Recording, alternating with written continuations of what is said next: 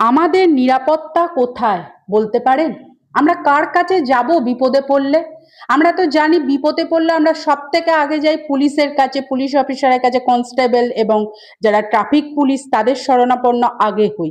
কারণ আমরা জানি তারাই একমাত্র আমাদের সাহায্যের হাত বাড়িয়ে দেবে এবং আমাদের এই বিষয়টা তারাই একমাত্র দেখবে। কিন্তু এখন পুলিশই দেখছি রক্ষক থেকে ভক্ষক হয়ে যাচ্ছে। এইরকমই একটি ঘটনা ঘটেছে পশ্চিম মেদিনীপুরের পিংলা থানার ঘোড়ামারা এলাকায়।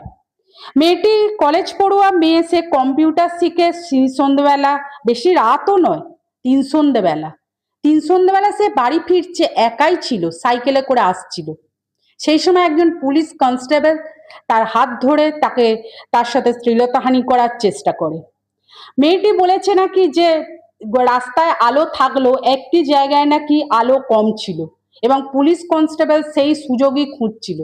সেই সুযোগ খুঁজে মেয়েটি শ্লীলতাহানি করার চেষ্টা করে। যদিও সেরকম ভাবে কিছু বড়সড় ঘটনা ঘটেনি, কারণ মেয়েটি চেঁচিয়ে ওঠে এবং আশপাশে এবং এলাকার মানুষজন ছুটে এসে ওই পুলিশ কনস্টেবলকে ধরে ফেলে। পুলিশ কনস্টেবলের পরিচয় পাওয়া গেছে, তার নাম হচ্ছে বিশ্বজিৎ ভৌমিক। তার বাড়ি হচ্ছে পিংলা থানারই গোবর্ধন গ্রামে।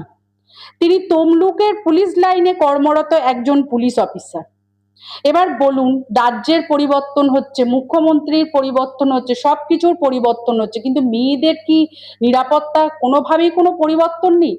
কারণ আমরা আরজি করে দেখলাম, আজ প্রায় 2 বছর হতে চললো, কোনো সঠিক বিচার বা কোনো সঠিক তদন্ত হলো না, আমাদের সামনে অন্ততপক্ষে উঠে এলো না। সব শোনা যাচ্ছে এ জড়িত, ও জড়িত, সে জড়িত, কিন্তু আমরা দেখতে পাচ্ছি না যে কাউকে সরাসরি মানে শাস্তি দিচ্ছে পুলিশ বা সিবিআই বা সিআইডি বা ইডি।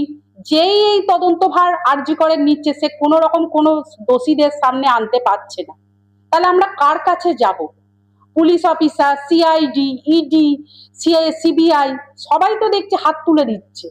আমরা মেয়েরা কি শুধুমাত্র ভোগ্য বস্তু? আমাদের কি কোনো রকম কোনো নিরাপত্তার যে ব্যবস্থা নেই?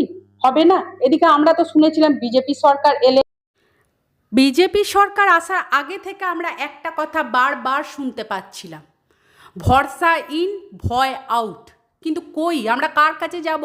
কার ওপর ভরসা রাখবো? আমরা জানি সমাজের রক্ষাকর্তা পুলিশ অফিসাররা, তাদের কাছে ভরসার হাত বাড়িয়ে দিলে তারা তো এখন দেখছি রক্ষক হয়েই দাঁড়িয়েছে আমাদের।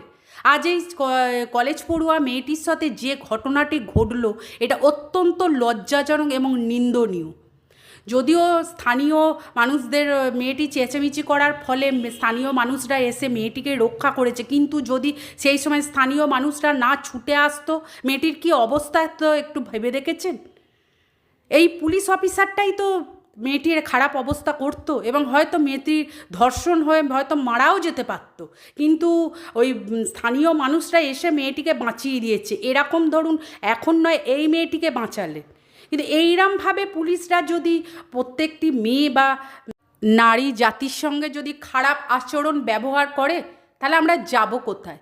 এই তো এই আরজিকর কাণ্ড আজ বোধহয় আগস্ট মাস এলে 2 বছর হবে, এখনও পর্যন্ত কোনো সঠিক তদন্ত হলো না।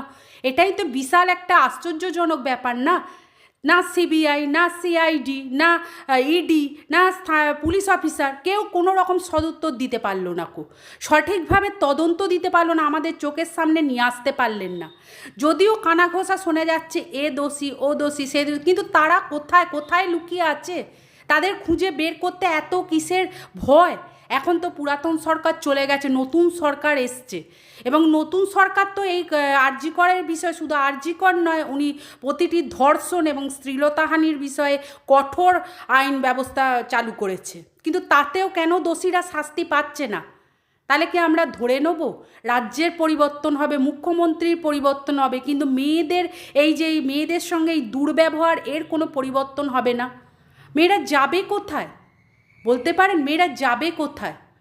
শোনা যাচ্ছে নাকি স্থানীয় এই মানুষজন এই পুলিশ অফিসারের ব্যাগ সার্চ করে পুলিশের ড্রেস পেয়েছে এবং পুরুষ উত্তেজক কিছু ওষুধ টষুধ পেয়েছে এবং তার আইডেন্টি কার্ডটা পেয়েছে। একবার ভেবে দেখুন তো, পুলিশ অফিসারের বাড়িতেও তো মা বোন আছে, একবারও কি তার মনে হলো না যে এই মেয়েটি আমার বোনের মতন? এইরকম শুধু এই পুলিশ অফিসার নয়, এই যে সমাজে এত মেয়ে যে অবহেলিত হচ্ছে, যারা এই রকম মেয়েদের সঙ্গে দুর্ব্যবহার করছে, শ্লীলতাহানি করছে, ধর্ষণ করছে, তাদের কি একটু বিবেক কাজ করে না? একটু কি মনে হয় না যে এরাও তো আমার মা বোনের মতনই? তাদের মুখগুলো কি একবার মনে পড়ে না যখনই একটা মেয়ের সঙ্গে দুর্ব্যবহার করার জন্য এগিয়ে যায়? কিন্তু আমরা জানি সমাজে সব কিছুর পরিবর্তন হলেও এই নারী নির্যাতনের কোনো পরিবর্তন হবে না। নারীরা চিরজীবনই অবহেলিত থাকবে এবং এদের পাশে কেউই দাঁড়াবে না। প্রত্যেকেই একটা ভয় পাবে, কারণ এটাই তো দেখছি। এই পুলিশ কনস্টেবলটা তো এইটাই তো প্রমাণ করে দিল যে আমরা কেউ নারীদের সুরক্ষার জন্যে নই।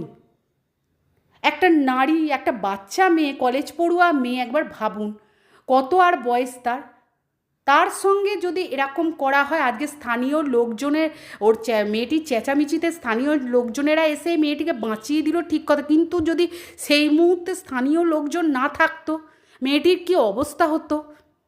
আমরা জানি যে পুরুষের লালসা এবং লোভের কাছে বয়স্ক বাচ্চা কেউ ছাড় পাচ্ছে না। জানি না এই ধরনের জিনিস আর কতদিন এই রাজ্যে চলবে এবং এইভাবে কতদিন নারীদের অবহেলিত হয়ে থাকতে হবে। যদিও আমরা মনে করি মাননীয় শুভেন্দু অধিকারী, আমাদের নতুন মুখ্যমন্ত্রী, এই বিষয়ে কঠোর হয়েছেন এবং এই পুলিশ অফিসারটাকে উপযুক্ত শাস্তি দেবেন বলেই মনে করি, কিন্তু তাতেও কি এদের কোনো ভয় আছে? একের পর এক এই ধরনের ঘটনা ঘটেই যাচ্ছে, এদের কি ভয় জিনিসটা হবে না কোনো দিন? এরা তো সমাজের একটা কলঙ্ক। জানি না এই বদনামের বোঝা নিয়ে মেয়েদের বা নারী জাতিকে কতদিন চলতে হবে। এর কি কোনো বিচার হবে না? এর কি কোনো বিচার মেয়েরা পাবে না? কারণ আমরা বিচারের জন্য কোথায় যাব? যেখানেই যাব তারাই হাত তুলে দেবে যে তারা এর কোনো বিচার করবে না। এই যে আরজি কর বিষয়ে দেখছেন না, সিবিআই হাত তুলে দিয়েছে। এই নারী স্বাধীনতা কতদিনে মেয়েরা পায় এবং কোন আইনের দ্বারা পায়? আশা করি আপনারাও এই জিনিস দেখবার জন্যই অপেক্ষা করে থাকবে।